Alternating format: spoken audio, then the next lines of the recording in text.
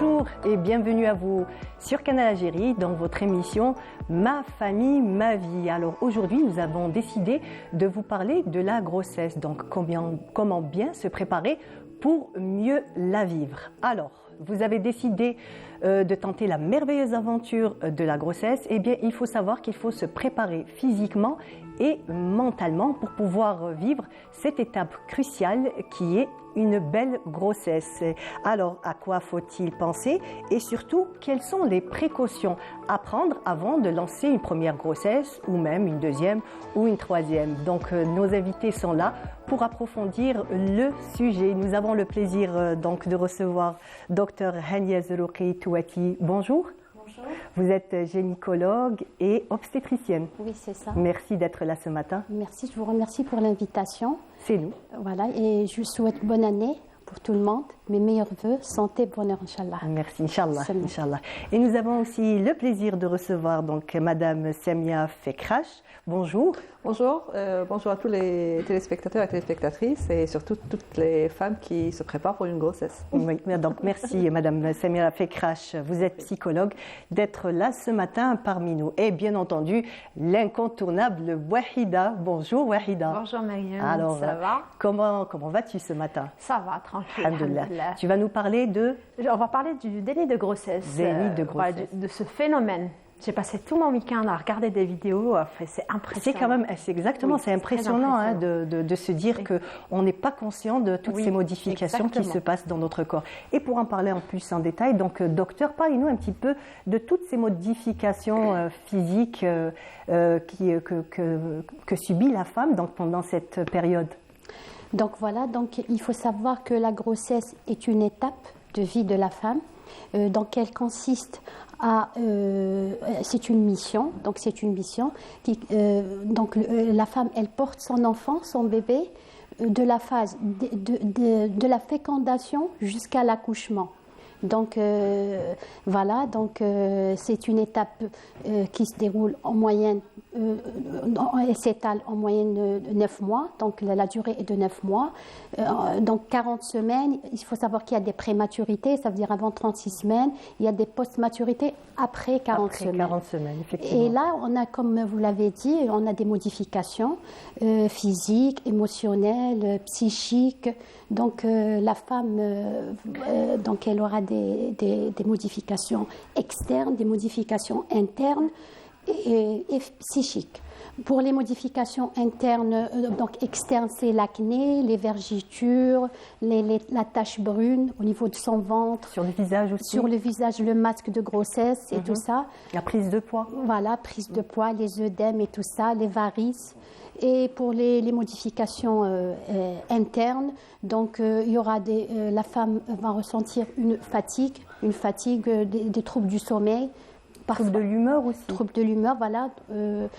Aussi, on aura des reflux gastro-œsophagiens par compression. On aura des envies d'uriner tout le temps par compression, surtout le dernier trimestre. Il y a aussi des œdèmes, bouffissures du visage, des œdèmes partout, les membres inférieurs et supérieurs. Aussi de grosses fringales aussi qui nous prennent. C'est ça, oui, des envies, des dégoûts. Oui. Voilà, donc la femme, elle est complètement bouleversée, chamboulée. Il y a aussi parfois la femme ressent des douleurs pelviennes, des douleurs abdominales, des lombalgies, surtout le dernier trimestre, des lombalgies nécessitant parfois des massages pour relaxer, pour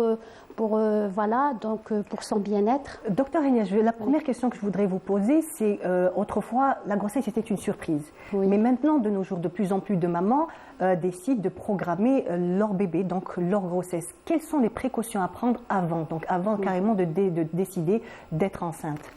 Donc, je lance un message pour les femmes. Donc, avant de se lancer, comme vous avez dit, dans une expérience, dans une aventure, il faut que la femme, il faut qu'elle soit bien préparée physiquement et psychiquement. Voilà, donc, par exemple, il faut qu'elle fasse un bilan complet. Elle voit son statut, si elle n'est pas diabétique, si elle n'est pas hypertendue, si elle n'a pas de goitre. Donc, avant, il faut qu'elle traite ces pathologies faut qu'elle soit bien équilibrée, si elle n'a pas d'ennemis. Donc un bilan vraiment complet et approfondi. Oui, approfondi, surtout s'il y a des antécédents dans la famille. Donc s'il y a une anémie, il faut qu'elle traite d'abord. Si elle est diabétique, il faut équilibrer son diabète. Si elle a un goitre pareil, puis après, il faut aussi prendre des médicaments comme l'acide folique en préconceptionnel. C'est très important, quand je lance le message, c'est pour éviter... en préconceptionnel. Voilà, au moins 3 à 6 mois avant la grossesse. D'accord. Comme ça, elle évite les malformations du bébé, l'acide folique. Voilà. Pardon, on peut dire qu'il faut peut-être commencer à faire toutes ces analyses au moment où, par exemple, si la maman prend la pilule. Donc au moment où on arrête la pilule, déjà on sait très bien qu'il faut laisser un laps de temps important de façon à ce que le corps déjà se purifie. Exactement. Donc dès que la malade décide de faire une grossesse, elle arrête sa contraception, il faut consulter le médecin. Comme ça, il va faire tous les bilans, il va lui faire un contrôle, une consultation pour voir si elle a un problème, comme j'ai dit, manque de vitamine D aussi, c'est très important. Le manque de vitamine D, ça peut donner des accouchements prématurés, voilà, des avortements. Donc il faut faire tout un bilan, il faut prendre tous les compléments alimentaires avant la grossesse. Donc à peu près, vous pouvez nous donner une date, 3 mois 3 mois au moins, 6 mois. 3 mois au moins. 3 c'est l'idéal. 6 mois. Voilà, c'est l'idéal. C'est l'idéal. Voilà. Très bien. Donc sur le plan émotionnel, docteur Samira Fekrache, dites-nous un petit peu, on sait très bien qu'il y a des modifications physiques, elles se voient à l'œil nu, par contre les modifications psychiques, c'est carrément autre chose. Exactement, donc il y a tout un bouleversement dans la vie de la femme. Elle passe d'un statut de fille à un statut de femme complète, parce que c'est aussi la norme sociale qui fait qu'on passe d'une étape à une autre dans la vie, et dans notre société, mariage, en face de nous, on a une conception d'un enfant. Donc, et elle passe au statut de mère. Donc, c'est des rôles sociaux aussi qu'elle va accomplir.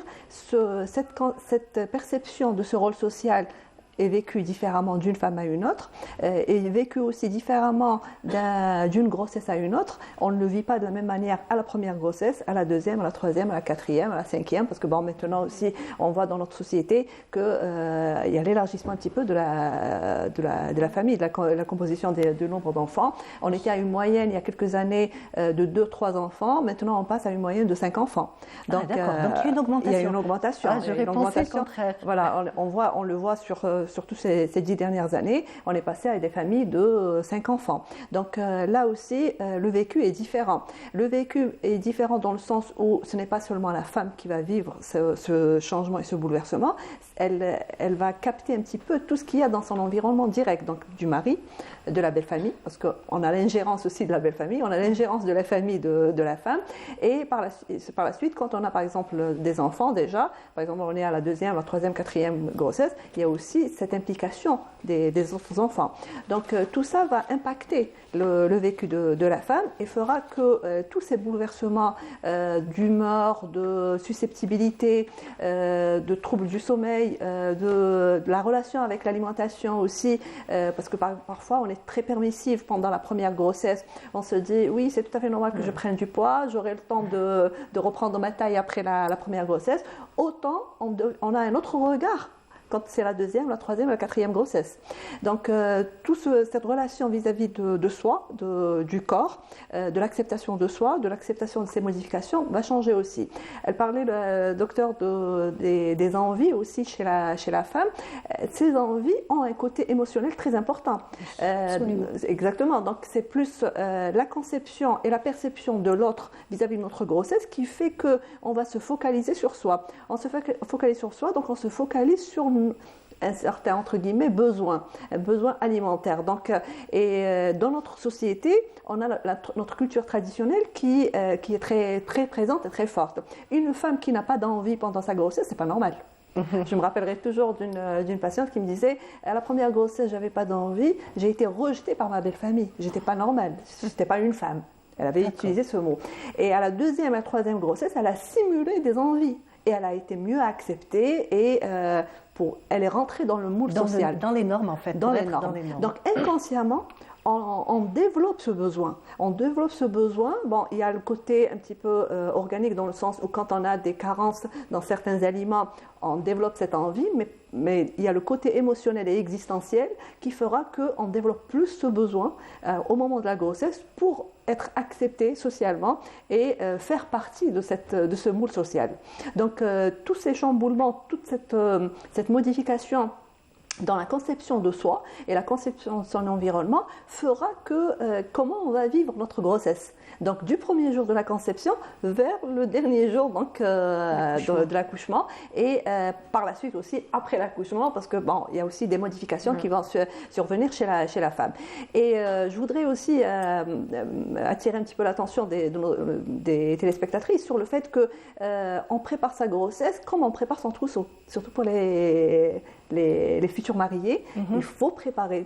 Comme on est en train de partir chez la couturière, chez l'esthéticienne et la coiffeuse pour se préparer pour son mariage, on doit consulter déjà son gynécologue auparavant et préparer cette grossesse. Si on a dans notre schéma de conception de la famille d'avoir des enfants juste après le mariage. Donc là, il faut se préparer déjà auparavant, donc les 3 mois à 6 mois dont elle parlait la docteure, donc de préparer cette grossesse et voir si on a besoin d'une supplémentation en certains aliments, si on doit régler certains problèmes de santé et aussi certains problèmes existentiels et émotionnels chez la personne.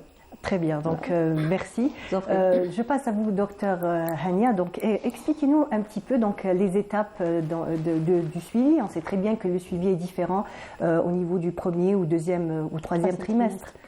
Donc voilà, ce qui est important, il y a 2 règles très importantes, c'est-à-dire c'est un conseil, c'est un message que je dois passer à la femme.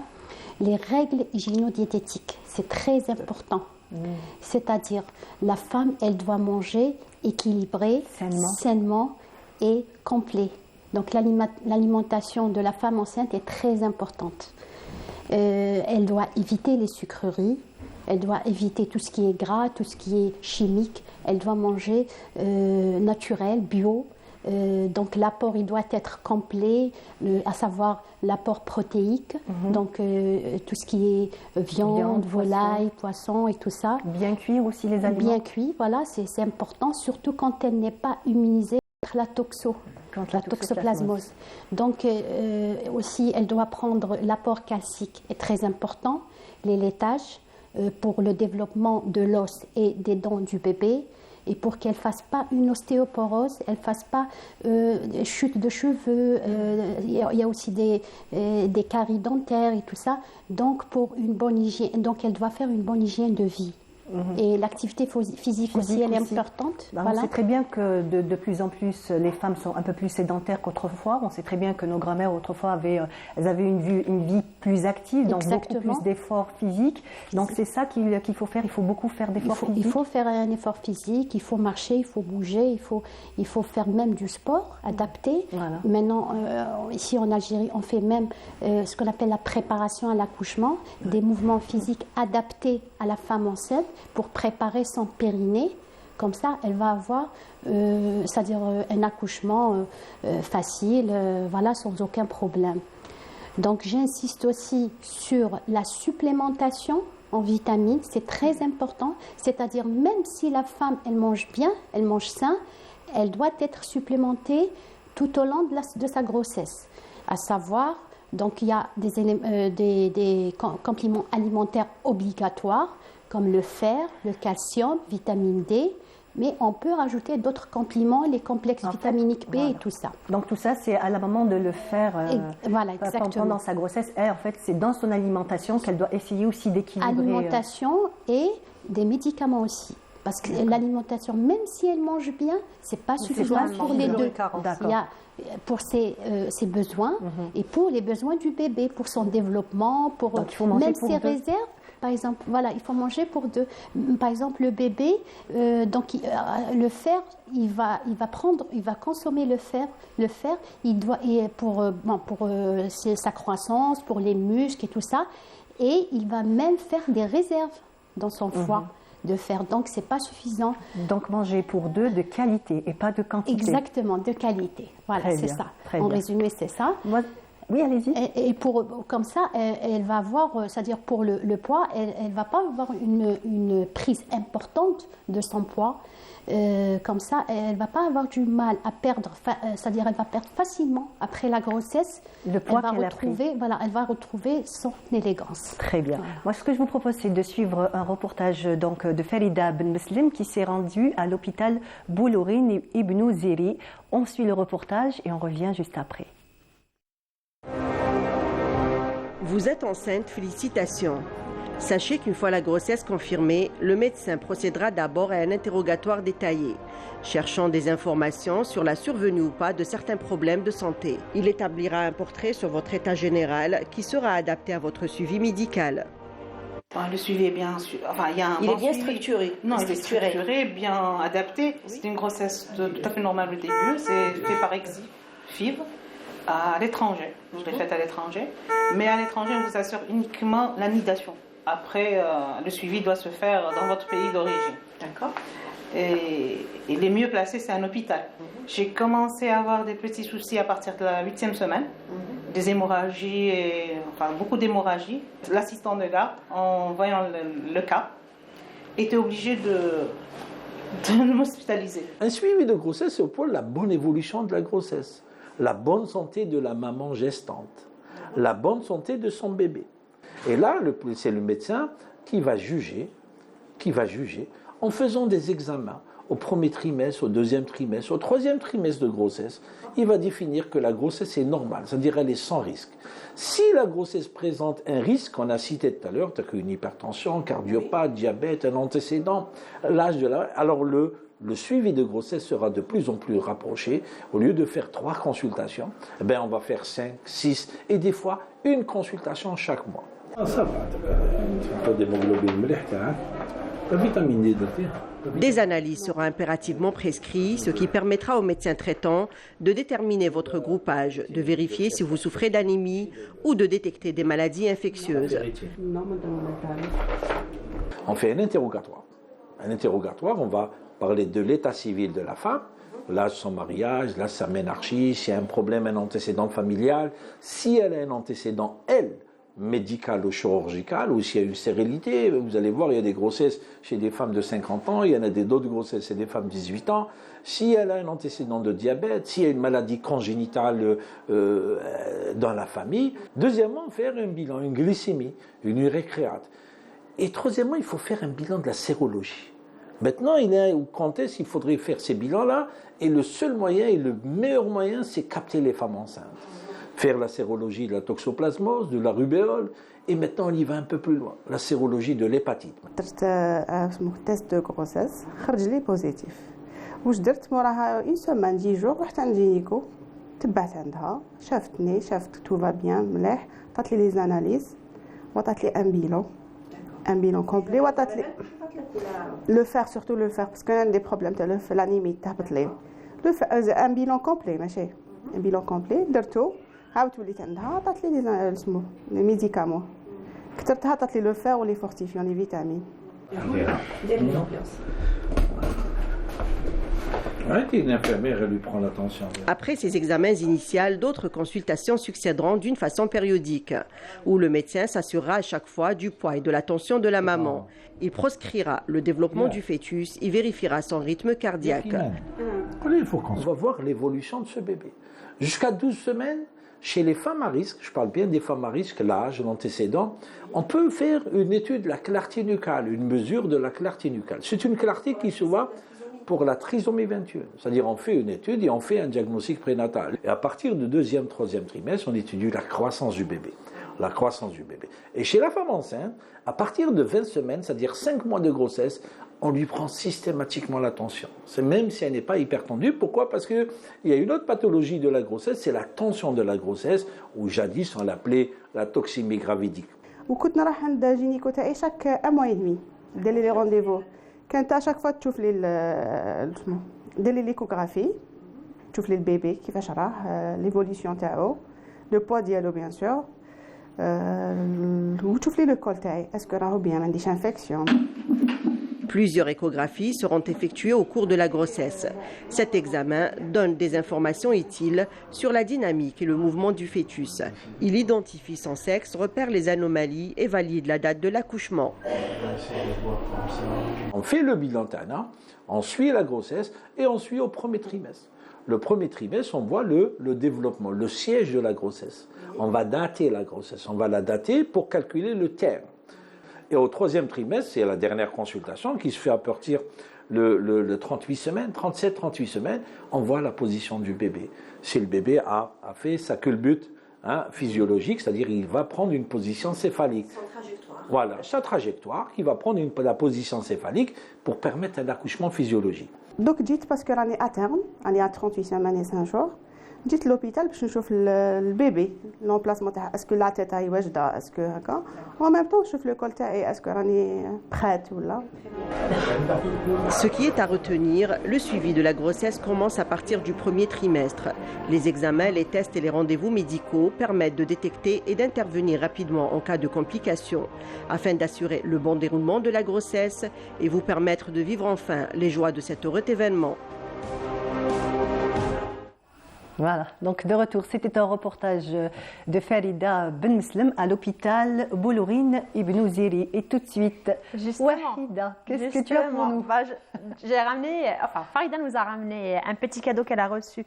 Alors Farida Ben Meslim, c'est notre journaliste. Donc elle a été honorée par la direction de l'hôpital de Baïnem pour le travail de qualité qu'elle a fourni, bien sûr à travers elle, ses canaux Algérie aussi. Donc c'est par rapport aux efforts qu'elle fournit dans le secteur de la santé. Voilà. Donc nous, à notre tour, on voulait remercier l'hôpital pour leur accueil, pour leur collaboration et toujours bien accueillir notre journaliste Farida Ben Meslim. Voilà. Et nous remercions aussi Farida pour tous les efforts qu'elle fait, aller sur le pied de guerre plusieurs fois par semaine pour nous fournir donc ces reportages complets et très intéressants. Voilà. Donc on va bien prendre soin du On la salue ce matin. Voilà. Donc je reviens à vous, docteur Hania. Donc dites-nous les grossesses à risque. Qui y est sujet? Est-ce qu'on peut dire que les plus jeunes, les moins jeunes, ou tout le monde est concerné par ce problème? Toutes les femmes sont concernées par ce problème-là. D'ailleurs, on a des toxémies gravidiques, une des grossesses à risque qui est plus fréquente chez les primipares jeunes. Donc, toutes les femmes doivent consulter, doivent faire un bon suivi pour détecter une éventuelle complication maternelle ou fœtale. S'il y a un diabète gestationnel, donc il faut traiter, il y a un risque de complications fœtales, donc il faut bien équilibrer, il faut faire un bon régime, comme je l'ai dit. Est-ce qu'il faut faire plus attention quand par exemple on est dans une famille où à risque. Voilà, une famille à risque où le diabète, l'hypertension est présente déjà? Oui, quand il y a des antécédents familiaux, donc de diabète, de tension, donc il y a plus de risques donc chez la femme. Et aussi, donc, même l'âge, avec l'âge, à partir de 40 ans, on parle de l'âge d'éclosion des tares. Donc la femme, elle peut développer plusieurs pathologies. Donc il faut un bon suivi. Voilà, tout au long de la grossesse. On a la toxémie, on a le diabète, comme je l'ai dit, on a l'anémie aussi. L'anémie, il y a un risque d'anémie fœtale. Qui peut causer d'énormes maladies. Il peut faire des souffrances, des souffrances fœtales, il peut causer une mort fœtale. Donc il faut bien traiter l'anémie aussi. Il y a aussi l'ictère pendant la grossesse, qu'on appelle l'hépatopathie gravidique. C'est très important. Quoi exactement? Donc c'est des pathologies qui touchent le foie maternel. Donc c'est un peu grave. Donc je lance un message aux femmes. Quand la femme a des vomissements incoercibles, surtout le dernier trimestre, il y a ce qu'on appelle les signes sympathiques de la grossesse. Donc, ils sont les 3 premiers mois. Voilà, les 3 premiers mois. Il faut faire un bilan complet. Il faut voir s'il n'y a pas début d'ictère ou début de pathologie hépatique chez la femme. Il faut faire un bilan hépatique complet, une FNS. Il y a ce qu'on appelle, par exemple, le HELP syndrome, il y a le syndrome de Chag et tout ça. Donc, il faut très, très bien voir les bilans biologiques de la femme. Et surtout, quand les signes sympathiques, ils sont, c'est-à-dire au 2e et au 3e trimestre, quand donc, ils se prolongent. Ils ne disparaissent pas au premier trimestre. Voilà, donc il faut s'alarmer. C'est un signe d'alarme. Il faut bien suivre la patiente. Il faut prendre tout le temps sa tension. parce qu'il y a un risque de toxémie gravidique, c'est c'est-à-dire la tension, elle va être élevée, donc il y a un risque maternel et fœtal. Voilà, donc il faut une bonne surveillance, comme je l'ai dit, voilà, en cas de vomissement, donc il faut prendre la tension, les bilans et tout ça. Il y a aussi le diabète, il y a plusieurs dictères, voilà. Il y a aussi les infections. Les infections, il faut bien suivre la patiente, les bilans, surtout si elle n'est pas immunisée, comme il a dit professeur Khoudia, la toxo, la rubéole. Donc il faut suivre les IgG et l'IgM. Quand les IgG sont positifs, c'est-à-dire que la femme, elle est immunisée. Donc on est tranquille. Il n'y a pas de risque fœtal. Donc une femme qui a déjà été en contact avec des animaux... Avant la grossesse. Voilà, avant la grossesse, elle est immunisée contre la toxoplasmose. Donc il n'y a aucun risque. Mais quand la patiente n'est pas immunisée, il faut bien suivre ses sérologies. La toxo, c'est faire un bilan mensuel chaque mois. La rubéole, il faut la surveiller surtout le premier trimestre et le deuxième trimestre parce que c'est la phase de l'embryogénèse, c'est-à-dire c'est là où le bébé va se développer, il va l'organogénèse, ses organes et tout ça. Donc il y a risque de malformation si, par exemple, elle contracte la rubéole pendant ces mois. Donc il faut bien surveiller la rubéole le premier trimestre et le deuxième, et la toxo tout au long de la grossesse, avec des règles hygiéno-diététiques quand elle n'est pas immunisée. Par exemple, pour la toxo, il faut que la viande soit bien cuite. Voilà. Bien laver les aliments aussi. Exactement, avec une goutte d'eau de javel. Il faut aussi éviter les chats. Et même le contact avec la terre aussi. Hein. Donc si quelqu'un a tendance à faire du jardinage, on sait très bien qu'on peut avoir la toxoplasmose. C'est ça. Voilà. Il y a aussi la listériose. Bon, elle est rare, mais bon, il faut aussi la prendre en charge. Donc, on considère que toute fièvre chez la femme enceinte, elles sont considérées comme listérioses. Donc, il ne faut pas banaliser une fièvre chez la femme enceinte. D'accord. Elle doit la prendre en charge, elle doit consulter son médecin. On doit s'en inquiéter très sérieusement. Donc, elle doit prendre aussi des antibiotiques. Comme ça, s'il y a une listériose, il n'y a pas de risque de contamination du bébé. Très bien, très bien. On va passer un petit peu au côté psychologique. On sait très bien que on décide de démarrer une grossesse, mais il faut savoir, ce que des fois on ne sait pas, c'est que toute la vie va changer, toute notre vie va basculer, et des fois les femmes ne sont pas, si vous voulez, elles ne sont pas conscientes du changement qu'il y aura plus tard. Exactement, parce que ce changement de statut et ce changement de composition aussi de la vie de couple aura des répercussions. Et c'est d'après notre préparation à cet accouchement qu'on va vivre le reste de notre grossesse, mais aussi de cette extension du couple et de la famille. Donc, on peut passer, on est en relation, c'est une relation de couple, où on va passer à une trilogie, donc où il y a l'enfant qui va faire partie de notre vie, et comment on conçoit notre vie à trois. Beaucoup de couples, malheureusement, ne parlent pas de ça. Donc, on parle de tout, de la préparation du mariage, de l'ameublement, de notre relation dans notre vie sociale, mais comment on va se comporter avec cet enfant, comment on va l'éduquer, comment on va gérer nos premières nuits après l'accouchement, comment le type d'allaitement qu'on va adopter, notre relation avec cet enfant, l'ingérence de la troisième partie qui est soit la belle famille, soit la famille de la femme, soit la nourrice, parce que parfois, maintenant avec la composition de la vie sociale fait que la femme travaille, le mari travaille, donc on fait appel plus à une nourrice plus tôt que par rapport à il y a quelques années. Oui, surtout qu'après les 3 mois de maternité généralement, la femme reprend le travail, donc est-ce qu'elle le met chez la nourrice, est-ce qu'elle le met chez sa mère, est-ce qu'elle le garde et chez la belle-mère? Et tout ça, ce sont des décisions qui doivent être prises à deux. À deux, et ça doit être pris déjà avant la grossesse, il faut en parler. Pendant la grossesse, il faut parler de ça. Il y a un changement aussi dans la conception de la vie, dans le sens où le nom du bébé C'est un problème. Oui, des fois, ça peut être source de beaucoup de problèmes et de tensions dans le couple, mais aussi dans la famille. Donc, dans la belle famille, dans la famille de la femme, etc. Donc, est-ce qu'on parle de ça et est-ce qu'on assume? Est-ce qu'on assume l'ingérence de la troisième partie dans ce choix? Dans le choix de la préparation du trousseau du bébé.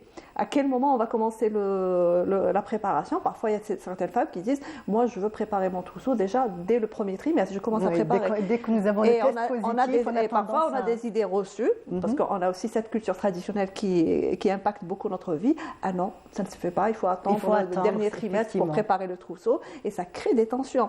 Donc, toute tension que va vivre la femme pendant sa grossesse aura des répercussions sur son état de santé et sur son état physique et psychique. Donc, les deux. Donc, ça peut être aussi une source où elle va avoir des tensions, donc qui vont être instables, parce que c'est une manière aussi d'exprimer toute cette anxiété, toute cette tension, toute cette peur aussi, la peur de l'accouchement. Il faut bien préparer la femme à l'accouchement. Exactement, donc, effectivement. Beaucoup d'idées reçues font qu'il y a une appréhension, il y a une peur, et des non-dits aussi. D'où l'importance du soutien de son partenaire, du mari, de la famille, de la belle famille. Exactement. Et tout le monde doit soutenir psychologiquement. Son entourage doit la soutenir. Il y a le rôle aussi de son gynécologue, du médecin, de la sage-femme, du lieu où elle va accoucher. Donc, ce n'est pas une décision qu'on prend à la dernière minute, parce que malheureusement, on voit encore, on est en 2023, on a encore des femmes qui, ce n'est qu'à la dernière minute qu'elles vont décider où elles vont atterrir dans une maternité, alors que normalement, ça doit se préparer auparavant. Comme on a choisi son gynéco, on choisit aussi le lieu où on va. Ça diminue les angoisses. Ça diminue les angoisses, parce qu'on connaît, on sait à qui on a affaire, on sait comment ça va se passer. On va parler de ça aussi avec son gynécologue, quel type d'accouchement, et aussi quelles sont les répercussions de chaque acte. Donc, beaucoup de femmes ne savent même pas que, par exemple, on aura affaire par exemple à une césarienne, à des forceps, etc. Et les répercussions de chaque acte qu'on va choisir pour notre accouchement. Avoir aussi arrivé à libérer la parole sur le vécu de la grossesse, sur toutes les angoisses qu'on a, sur toutes les modifications d'humeur qu'on a. Ce n'est pas une tare. Ce n'est pas une tare d'avoir. C'est pas une maladie. Voilà, ce n'est pas une maladie. Aussi, avoir une activité physique pendant sa grossesse, on n'est pas malade. Donc, c'est une grossesse, c'est un statut social, physiologique qu'on vit, mais ce n'est pas une maladie. Donc, on peut avoir une activité physique, on peut travailler, on peut accomplir tous ces rôles sociaux sans problème. Donc, il y a certaines directives qu'il faudra suivre, mais on ne doit pas se sentir amoindri pendant la grossesse. Beaucoup de femmes, malheureusement, pendant les 9 mois de grossesse, sentent qu'elles ont perdu de leur vitalité, elles ont perdu de leur beauté, etc. Aussi accepter cette nouvelle apparence physique et cette estime de soi. C'est très important aussi. Et l'estime de soi ne viendra que si on est soutenu par notre environnement, donc par le mari, et par toutes les personnes avec lesquelles on partage cet environnement social, donc familial. Aussi, cette relation à la nourriture doit être bien claire, donc savoir ce qu'on peut manger, ce qu'on ne doit pas manger, pourquoi il y a certains interdits, et ne pas créer de frustration. La frustration amènera à une boulimie. La frustration amènera à une anorexie chez la femme enceinte. Donc faites attention. Donc, et les idées reçues qu'on a, soit de l'environnement dans lequel on évolue, soit maintenant avec les réseaux sociaux. Donc il y a plein d'informations, il y a des fake news. L'information est beaucoup, oui, voilà. Et en même temps, elle est déformée. Est accessible, exactement. Voilà. Et aussi, par exemple, on a un diagnostic, on a fait des analyses, on a certains indicateurs. Au lieu d'aller chez le professionnel pour avoir la source d'information, on va directement sur les forums de discussion, sur le web, les réseaux sociaux, et là on est dans la désinformation. Donc l'angoisse et l'anxiété va augmenter, ça aura une répercussion sur la grossesse, ça aura une répercussion sur le fœtus. Voilà, c'est ça, je voudrais surtout qu'on revienne sur ça. Il faut savoir qu'une maman qui vit bien sa grossesse, généralement aussi, pour le bébé, c'est un bien-être. C'est un épanouissement, c'est une stabilité aussi, c'est des relations très fortes entre la maman et le bébé, entre cette trilogie, donc la maman, le papa et le bébé. Impliquer le papa dans la grossesse, c'est très important. Malheureusement, dans certains couples, même maintenant, la grossesse est vécue que par la femme. alors que l'implication du mari est très importante dans le suivi de grossesse, dans le choix de l'éducation, dans le soutien aussi. Et ce soutien, il est mutuel. La femme est soutenue par le mari, mais le mari aussi est soutenu par la femme.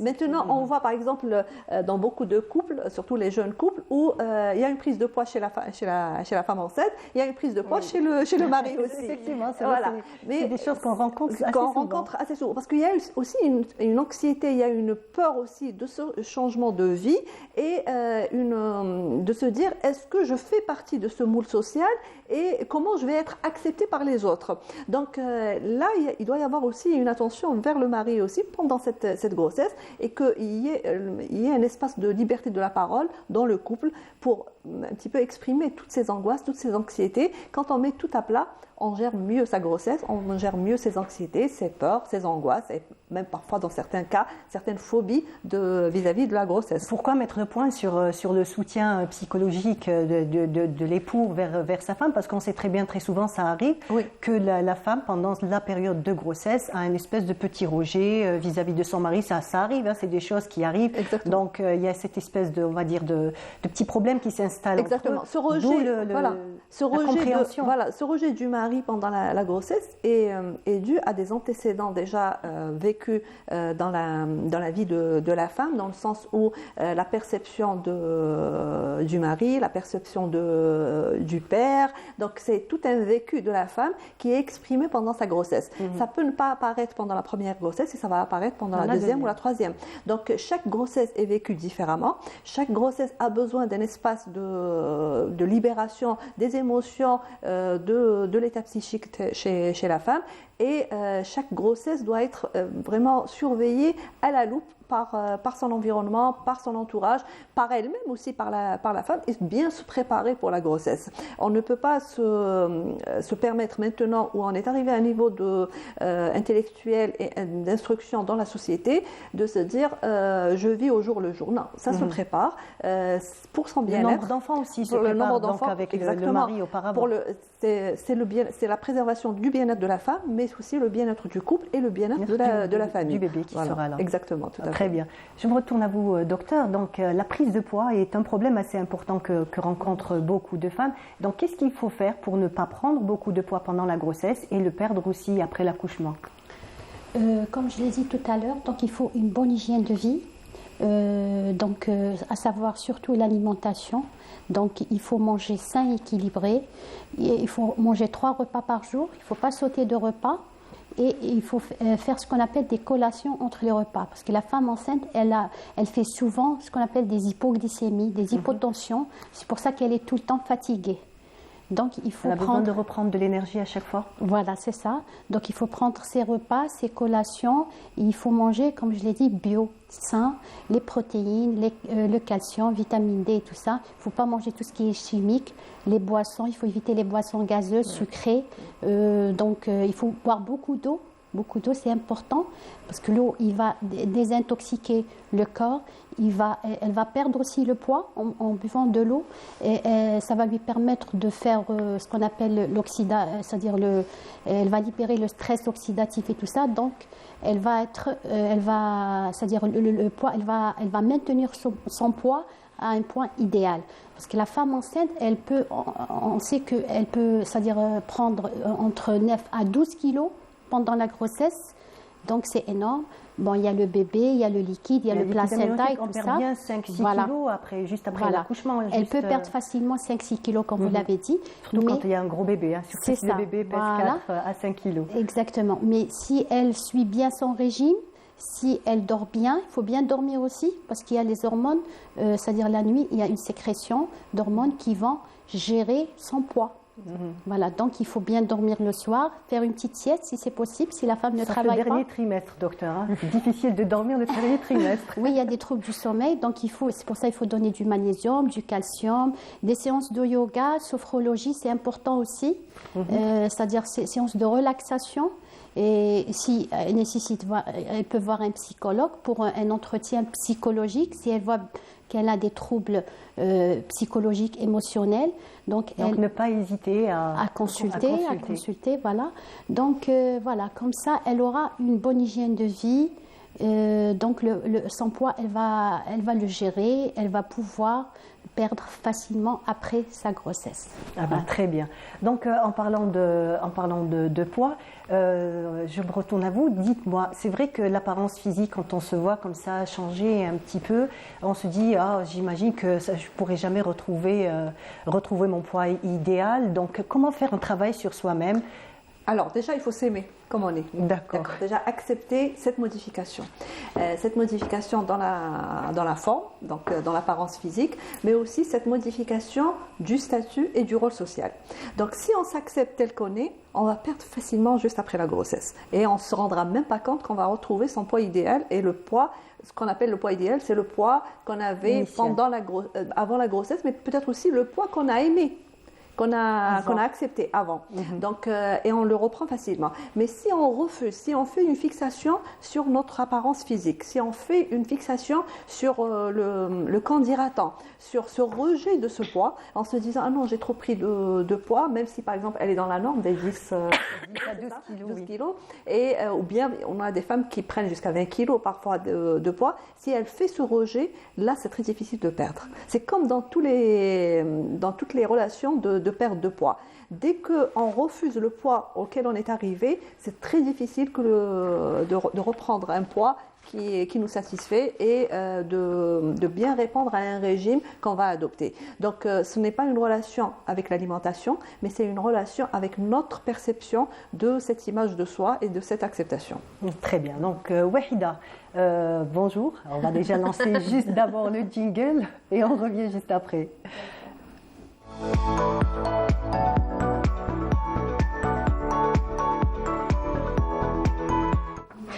Donc, dans ma rubrique, nous, on va parler du déni de grossesse. Je pense que vous avez déjà, docteur, vous avez déjà eu des patientes qui sont venues vous voir, peut-être pour vous à la dernière minute, et vous, peut-être après ou dès qu'elles ont su qu'elles étaient en déni de grossesse. D'abord, on explique à nos téléspectateurs c'est quoi un déni de grossesse, ou appelé aussi grossesse non perçue, c'est-à-dire la femme peut être enceinte sans avoir tous les symptômes, sans s'apercevoir qu'il y a quoi que ce soit qui change en elle. Pourquoi? Parce qu'il n'y a pas de prise de poids, pas de vomissement, pas de douleur, pas de ventre qui s'arrondit, justement, absolument rien. Elle continue à vivre sa vie le tout normalement du monde jusqu'au... La surprise. Surprise, c'est quand elle commence par avoir ces contractions. Donc, généralement, elles vont vers les urgences en se disant peut-être qu'elles ont un malaise ou elles ont une intoxication. Heureusement que les médecins, ils ont ce réflexe de faire un test de grossesse, et souvent, c'est à la dernière minute lorsqu'il reste 1 heure ou 2 heures de temps pour accoucher. Pour l'accouchement. Voilà, pour l'accouchement. Donc, moi, la question qui revient souvent, c'est comment... Il était où, Wahida? Moi, si je te dis, où est-ce qu'il était? Oui, mais avant d'arriver justement à où est-ce qu'il était, c'est comment ne pas s'apercevoir en tant que femme qu'il y a le moindre petit changement. Est-ce qu'il y a des explications, docteur? Comment ne pas se rendre compte, même ne serait-ce d'un petit changement, d'un petit signe, juste comme ça? C'est-à-dire c'est assez rare quand même le début de grossesse ici en Algérie. Les femmes en général, elles se préparent, elles acceptent la grossesse. Donc, c'est-à-dire pratiquement, j'ai pas eu beaucoup de cas comme ça dans ma consultation, mais ça existe dans la littérature et tout ça, ça existe en France et tout ça, ils en parlent. Donc, en général, ces femmes-là ont un problème psychologique. Ils ont eu un traumatisme enfoui dans leur enfance, leur adolescence, ou bien enfoui dans les antécédents, c'est-à-dire les grossesses précédentes. Ils ont eu un problème, ils ont eu un choc, donc là, ils vont faire un déni de grossesse. D'accord. Donc il faut les prendre, je crois qu'il vaut mieux les prendre, les orienter beaucoup plus vers un psychologue, voire même si le psychologue, il peut même les orienter vers un psychiatre. D'accord, si c'est donc il faut vraiment un suivi. Donc pourquoi, pour répondre à ta question, Marie, pourquoi le ventre ne gonfle pas? Il paraît, vous me corrigez docteur, que l'enfant il grandit en longueur, donc il se met juste à côté de la colonne vertébrale et... Subhanallah, à la dernière seconde, dès que la maman, on lui annonce qu'elle est enceinte, son ventre il sort. Comment expliquer ça? Jusqu'à maintenant, il n'y a pas d'explication. Donc, il y a des recherches qui sont en train de se faire jusqu'au jour d'aujourd'hui et toujours pas d'explication. Bah, voilà. Après, il y a toujours, revenons au suivi psychologique parce qu'il est vraiment important. Dès qu'on annonce à la maman que vous êtes enceinte et que peut-être qu'elle ne s'attendait pas à cela, comment prendre ça ? Tout à fait. Déjà, dans le déni de grossesse, il y a toujours un vécu psychologique très, très profond, dans le sens où il y a des chocs émotionnels qui ont été vécus par la femme, soit pendant son enfance, soit pendant la période de l'adolescence, et qui font qu'il y a eu ce refus de féminité, ce refus de ce rôle social qui est le rôle de devenir une maman, de donner vie à une autre personne, parce que ça ravive des douleurs, ça ravive une blessure qui est très profonde chez la femme. Et ce refus de grossesse, c'est aussi un refus de l'existence. C'est un refus de donner vie à une autre personne et de se dire je ferai une autre victime. Donc nous retrouvons beaucoup dans les dénis de grossesse, soit dans l'épisode de vie de la femme, il y a eu un viol, il y a eu une tentative de viol, donc soit dans la petite enfance, soit pendant la période d'adolescence, et parfois, dans certains cas, dans ce qu'on appelle aussi le viol conjugal, même si on n'en parle pas dans notre société, mais ça existe. Donc, fait qu'on refuse de donner vie à quelque chose sur lequel on n'a pas été consentante. Donc, c'est donner vie à une souffrance et raviver cette blessure. Donc, c'est ce qui fait qu'il y a un déni de grossesse, et parfois, c'est dans des cas extrêmes, c'est un signe de psychose, donc de troubles psychiatriques très, très profonds. Et là, c'est un autre contexte. Donc là, c'est vraiment un suivi au milieu hospitalier par une équipe de psychiatres qui va amener la femme à revenir vers la réalité et l'accompagner à terminer sa grossesse. Parfois, certains dénis de grossesse, et heureusement, ils restent plus dans le cadre des névroses. Donc, c'est vraiment soit un épisode de dépression que la femme vit, et elle revient réellement facilement vers la réalité. C'est pour ça, dès qu'on lui annonce sa grossesse, le corps réagit et s'adapte à la grossesse, et on peut amener la femme à accepter par la suite sa grossesse et à accepter de donner vie à un enfant en bonne santé aussi. Oui, et j'ai vu aussi concernant le déni de grossesse, donc il peut toucher toutes les femmes, pas spécialement les personnes qui ont eu des antécédents dans leur vie. Oui. J'ai vu un témoignage d'une maman qui avait déjà 2 enfants et elle voulait avoir un 3e enfant. Elle a tout fait avec son mari pour avoir son 3e bébé, et voilà. Au moment où elle allait accoucher, donc en fait elle a accouché chez elle, elle ne se rendait même pas compte, et elle a dit moi avec mon mari on a tout fait pour avoir un 3e enfant, et finalement voilà, j'avais fait un déni de grossesse. Même elle a fait après un suivi psychologique, et elle a dit jusqu'à maintenant je ne comprends pas pourquoi j'ai été touchée. En fait, c'est plus un suivi psychologique pour accepter déjà l'enfant, le bébé. Déjà souvent quand il s'agit d'un déni de grossesse, les mamans elles ont du mal à s'y faire avec leurs enfants. À la naissance, lorsqu'on leur annonce, parce qu'en fait c'est les dernières secondes, elles n'ont même pas de vêtements généralement. C'est la solidarité familiale qui leur apporte des petites choses. Trousseau, voilà, trousseau, on essaie de faire les boutiques, et parfois, j'ai lu un témoignage d'une femme algérienne, elle a dit j'ai accouché à minuit et tout était fermé, du coup, il fallait enrouler mon enfant dans un drap le temps que le lendemain, le personnel médical m'apporte quelques vêtements, et les femmes qui étaient avec elle, ils l'ont aidée. Enfin, j'ai trouvé ça très, très impressionnant. C'est aussi un signe de, réellement, dans ces cas-là, c'est un signe aussi de vécu existentiel très, très, très conflictuel, dans le sens où elle a fait des efforts, elle et son mari, pour avoir un enfant, et ça n'a pas marché. Et à un moment ou à un autre, on perd espoir. On perd espoir de passer à ce cap et d'arriver à concrétiser ce souhait et ce projet de vie. Donc, et c'est là où on rentre dans le déni. Ça arrive aussi, par exemple, je donnerai le parallèle, quand on court derrière quelque chose et on n'arrive pas à le réaliser. À un moment donné, quand ça arrive, on n'a plus cette joie de recevoir ce qu'on a attendu pendant des années. C'est la même chose dans le cas des dénis de grossesse, par exemple, pour les personnes qui ont attendu la venue d'une grossesse pendant des années et ça ne se concrétise pas. Donc, quand ça arrive, on se dit, inconsciemment, je n'ai pas besoin maintenant. Et c'est là où l'accompagnement est très important, donc par la structure hospitalière qui va accueillir cette femme, qui va découvrir cette grossesse, et le rôle aussi de toute la famille aussi, pour ne pas culpabiliser cette maman et ne pas culpabiliser ce couple aussi de ce déni de grossesse. Et justement, une fois que l'accouchement se fait, on a du mal à tisser le lien rapidement avec le bébé, parce qu'on se dit, voilà, moi je ne me suis pas préparée, 9 mois c'est pas rien, 9 mois c'est pas rien, on se prépare psychologiquement, émotionnellement à recevoir une autre personne chez soi. Donc, est-ce qu'on a besoin d'aller consulter juste après l'accouchement, ou on s'adapte un peu avec le bébé?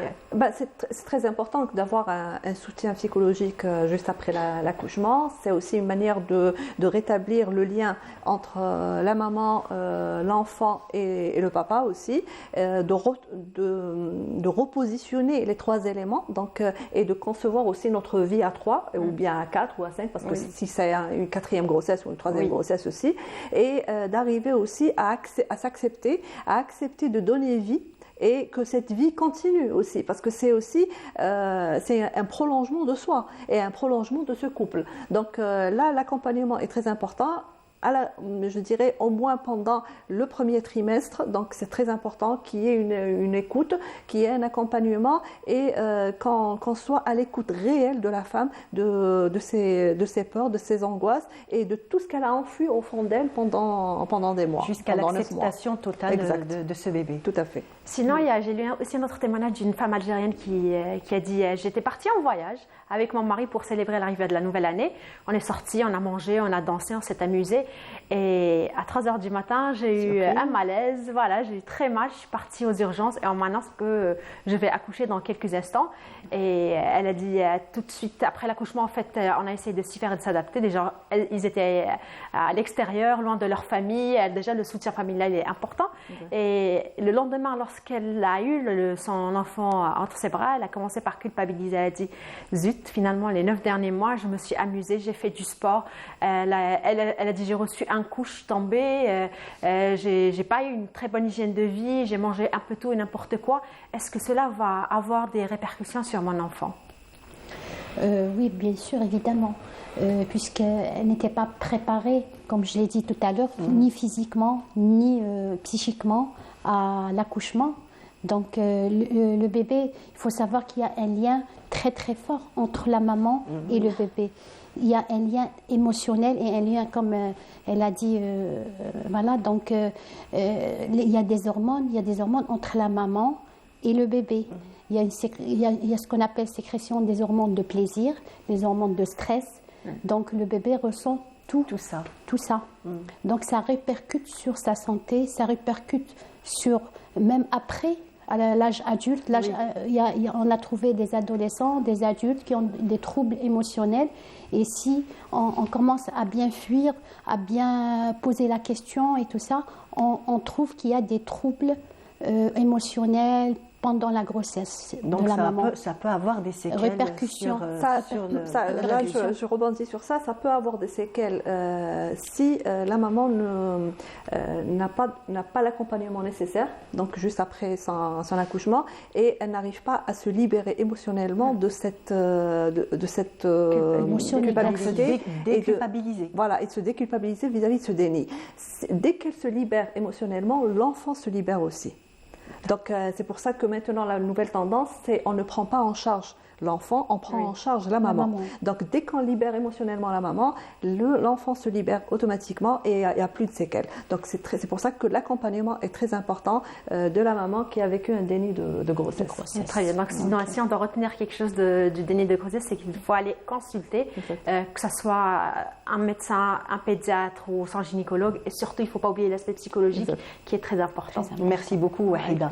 On continue, juste encore une question qui est très très importante. C'est les addictions. C'est très bien que certaines femmes ont des addictions, que ce soit au tabac, à l'alcool, aussi à la caféine. Donc tout ça font qu'il faut se préparer bien auparavant avant de mettre en route une grossesse. Oui. Donc il faut savoir que tout ce qui est drogue, tout ce qui est alcool, tout ce qui est tabac, c'est formellement contre-indiqué pendant la grossesse, à bannir. Parce qu'il y a un risque de retard de croissance, il y a un risque d'avortement, de fausse couche, il y a un risque aussi de mort fœtale en intra-utérin, de mort in utero. Des bébés aussi qui sont décédés juste après l'accouchement aussi. Il y a eu des cas où il y a eu des décès après l'accouchement. Donc il faut éviter tout ce qui est drogue, tout ce qui est voilà. Et pour les médicaments, il y a aussi quelques médicaments qui sont contre-indiqués, comme les psychotropes. Voilà, donc il faut éviter.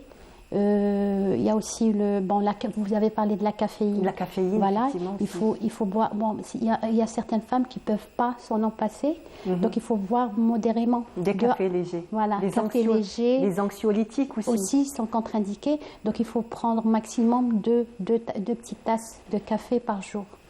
Voilà. D'accord, du café léger. Hein. C'est ça, un café décaféiné. Effectivement. Voilà. Il faut aussi faire attention aux huiles essentielles, puisque c'est la nouvelle tendance. Nous avons des huiles essentielles qu'on utilise comme ça au quotidien. Ça aussi, il faut faire attention, docteur, à ça? Oui, bien sûr. Parce que ça peut être néfaste pour la maman et surtout pour le bébé. Très bien. Voilà. Surtout sur les huiles essentielles, il faut voir aussi un petit peu l'historique de cette huile essentielle. Est-ce qu'il n'y a pas de produits chimiques à l'intérieur? Et savoir aussi où est-ce qu'on s'approvisionne en huile essentielle. Et tout ce qui est bougie aussi, on sait maintenant que ça comporte beaucoup d'éléments chimiques. Donc faire attention aussi à ça. Il ne faut pas aller vers tout ce qui est tendance, parce que beaucoup de personnes ont de fausses informations sur le bien-être, sur l'amélioration du climat dans lequel on vit. Et à vouloir bien faire, on fait des dégâts, et on cause beaucoup de dégâts pour soi, en tant que maman, mais aussi pour le fœtus. Donc il faut bien se renseigner sur ça et demander l'avis de son gynécologue sur tous ces éléments qu'on peut mettre dans son environnement. Bien vivre sa grossesse sainement. Tout à fait. Très bien. Alors il faut qu'on en parle rapidement. C'est l'accouchement. On doit se préparer à l'accouchement qui est l'étape finale de la grossesse. Bien sûr. Donc je vais pas parler aussi du suivi de la grossesse. Il est très important. Un bon suivi, il faut faire un suivi comme je l'ai dit, avant la grossesse déjà, en préconceptionnel et pendant la grossesse. Tout au long de la grossesse, il faut une bonne surveillance clinique, biologique et échographique. Donc pour la surveillance clinique, surtout quand c'est une grossesse à haut risque, elle doit être mensuelle, chaque mois. Et pour les autres grossesses qui ne posent pas de problème, il faut faire des consultations 1 fois, 2 fois par trimestre. Donc premier trimestre, 2e et 3e trimestre. Donc il faut faire un bon suivi clinique, c'est-à-dire la tension, le poids. Chaque consultation, le médecin doit prendre sa tension. Le poids, il doit voir il doit poser la question à la patiente pour son état physique et son état psychologique. Comme ça, il aura une idée. Il doit voir aussi lui demander c'est-à-dire l'état du bébé, si elle sent bien son bébé, les mouvements actifs du bébé. Il faut savoir que les mouvements commencent à partir de 20 semaines, 22 semaines. Donc il ne faut pas s'alarmer avant. Il faut faire aussi j'ai dit la clinique, les examens complémentaires, les biologiques. Il faut faire des bilans, FNS, les sérologies. Ah oui, il ne faut pas les rater, absolument. Donc il faut faire les sérologies, le bilan, FNS, voir s'il y a une anémie, il faut la traiter. La toxocine n'est pas immunisée, comme il a dit professeur Khoudia, il faut la surveiller avec les règles hygiéno-diététiques dont j'ai parlé tout à l'heure. Il faut aussi voir pour la trisomie 21 aussi, voilà, pour l'échographie, donc la clarté nucale. Donc on fait une écho très importante, donc 2 échographies qui sont très très importantes pendant la grossesse. L'écho du premier trimestre entre 12 et 14 semaines. Donc on mesure la clarté nucale entre le cou du bébé et la peau. Donc elle doit être inférieure à 2,5. Et si on voit qu'il y a un risque, c'est-à-dire l'âge maternel ou bien on voit que la clarté est supérieure à les normes, on fait ce qu'on appelle un tritest. Un tritest, on fait un bilan biologique spécial qui détecte s'il y a une trisomie 21. Et pour s'assurer et pour faire le diagnostic définitif, c'est-à-dire on fait ce qu'on appelle l'amniosynthèse. avec une fine aiguille, on prend le liquide amniotique du bébé et on voit s'il y a des trisomies 21. Bon, il y a un risque de complications, il y a un risque de perdre le bébé et tout ça. Il faut dire à la maman. Mais si elle veut le faire, on le fait. Même ici en Algérie, on le fait, l'amniosynthèse. Voilà, donc pour l'échographie aussi, on a parlé du premier trimestre. Et l'échographie qui est très importante, ce qu'on appelle le morphogramme, c'est entre 22 et 24 semaines. C'est pour voir tous les organes, pour le dépistage des anomalies, des malformations du bébé. Comme ça, il va être pris en charge directement après l'accouchement, donc dans un milieu de soins spécialisés, voilà, s'il y a une malformation cardiaque. Se prendre à l'avance, voilà. Donc le morphogramme il est très important, détecter des anomalies, malformations cardiaques, digestives ou neurologiques.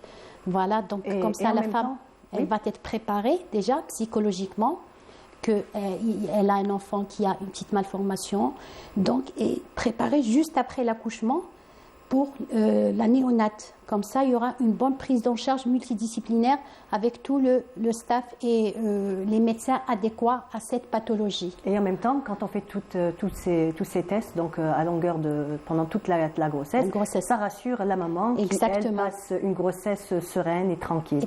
Et profite surtout de ce moment, donc qui est quand même une période courte dans notre vie. Ce n'est que 9 mois, ça paraît long, mais ça passe très vite. Et ce n'est que des souvenirs. Je vous dis merci puisqu'on arrive à la fin de notre émission. Merci beaucoup. Docteur Hania Zerouki Touati, dont vous êtes gynécologue et obstétricienne. Merci d'avoir été parmi nous. Merci aussi Madame Samira, pardon, je vous appelle depuis Samira Fekrash, donc vous êtes psychologue. Merci d'avoir été avec nous. Et bien entendu, Wahida, merci pour ta présence et de nous avoir éclairé sur le sujet. Voilà, nous arrivons au terme de notre émission. Je vous dis merci de nous avoir suivis. J'espère qu'on a éclairé un peu plus votre lanterne. Je vous dis, restez sur les programmes de Canal Algérie et à demain.